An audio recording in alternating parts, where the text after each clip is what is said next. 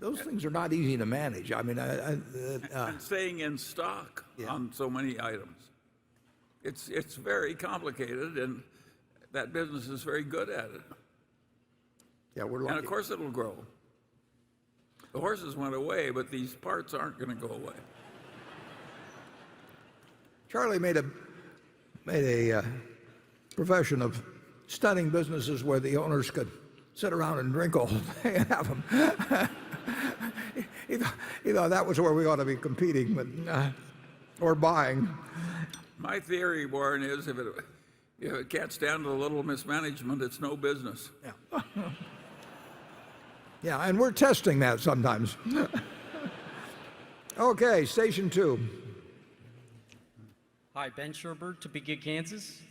Just want to say, Warren and Charlie, thank you again for hosting us all. This is a great event. Thank you. My question is about the recent decision to sell shares back of Phillips 66. Not to put you on the hot seat, but right after that, share prices jumped up about $22 a share. You mentioned at the time that there's some regulatory requirements if you own over 10% of a company. Could you talk about the factors that go into how you decide whether to retain more than that or get under that threshold? And then what are your thoughts long term on Phillips 66, like their business, midstream refining? Yeah. Well, it was the city service preferred of last year. We sold the stock at around 93 or 4 and it's probably 115 now. But we own just under 10% of the company. And the more Ted and Todd and I think about various problems connected with regulatory problems and trading problems and so on, overwhelmingly we will stick below 10% on marketable security holdings. We've done it with the airlines. Now, that does not mean we're going to reduce our holdings in American Express or anything of the sort. And Greg Garland has done a great job at Phillips 66. We've had very good relations with the company. He's a very, very, very experienced and sensible manager. But I did decide that I wanted to be below 10% in that holding, and like I say, we'll stay just slightly under 10% of Wells Fargo. We've actually sold a few shares just to stay below 10%. In the case, I think, of both American Airlines and United Continental, unless there's something unusual, we're going to stay under 10. But we have 9 and a significant fraction percent of Phillips, and I think they've been good at operations. I think they've been good at capital allocation.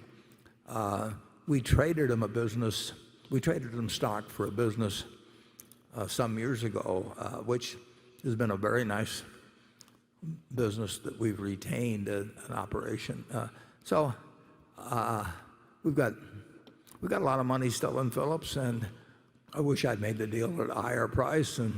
But we made money on what we sold, and we accomplished an objective. Charlie? Well, we like the subsidiary we traded the stock for. I missed that, but We traded the stock for a subsidiary. yeah. Well, We like the subsidiary. oh yeah. Well, it It isn't improved. like the stock went away for nothing. Yeah. Yeah. Actually, we've done pretty well with Phillips. Becky? This question comes from Vlad Koptev in Ukraine. He says, capitalization of cryptocurrencies approached that of Berkshire and Apple last year. And clearly the idea behind crypto will affect conventional banking groups where Berkshire is a shareholder. You always say you didn't go into too much behind crypto will affect conventional banking groups where Berkshire is a shareholder. You always say you didn't go into too much detail to obtain an understanding on cryptocurrencies. So what factors caused you to say that it's a bubble? Well, generally non-productive assets remain. If you had bought gold at the time of Christ and you figure the compound rate on it, it may be a couple tenths of 1%. the it, it's it essentially is not going to deliver anything other than supposed scarcity, because you can only mine so many. But so what? I mean, what does it produce itself? The check is a wonderful idea. Just imagine how the world would be without being able to write checks or have wire transfer of funds. But it doesn't make the check intrinsically itself worth a lot of money. And if you said you can't use something called check with a little piece of paper, you'd do something else to transfer money. I think that anytime you buy a non-productive asset,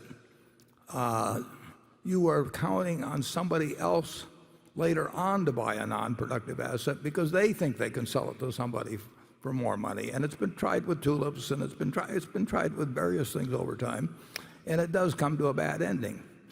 I mean, you have a hard time. You can think of raw land. I mean, the Louisiana Purchase was, say, $15 million for 800,000 or so square miles of land. In fact, you're sitting on land that came with the Louisiana Purchase, and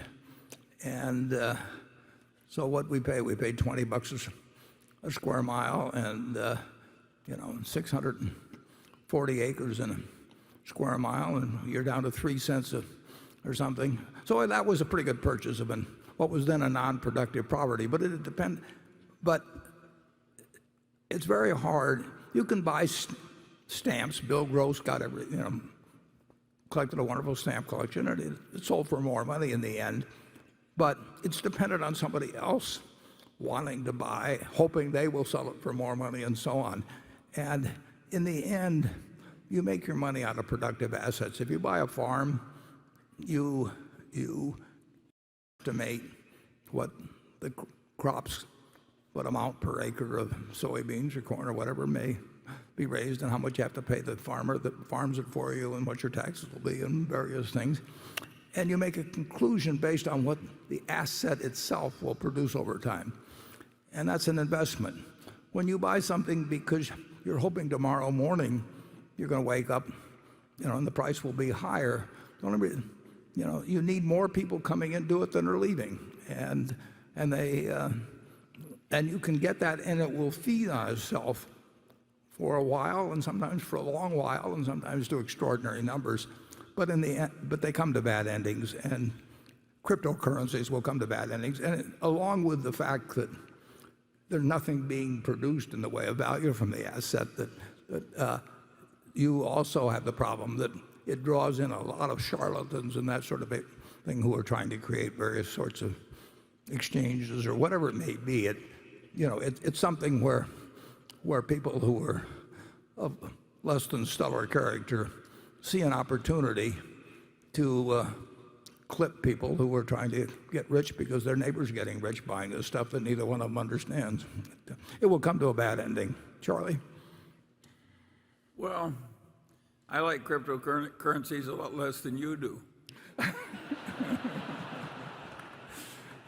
And so, to me, it's just dementia. And I think the people who are professional traders that go into trading cryptocurrencies, it's just disgusting. It's like somebody else is trading turds and you decide I can't be left out.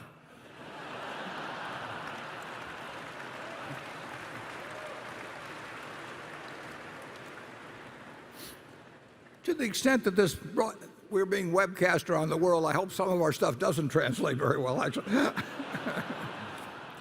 Okay, Gary.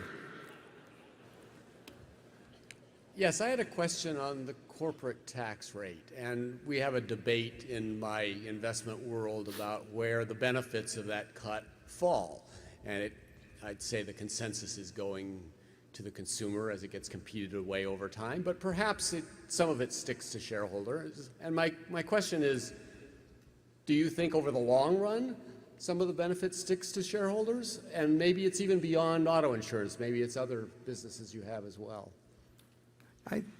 Well, what people do generally with that is they take what they want to be the answer for them, and then they hire, or they just attach themselves to some economist that gives them a more complicated way of saying it's all going to be wonderful because it's happened. But the answer is that in the case of our regulated public utilities, the benefits are all supposed to go and will go to the utility customer because we're entitled to a return on equity if we perform well.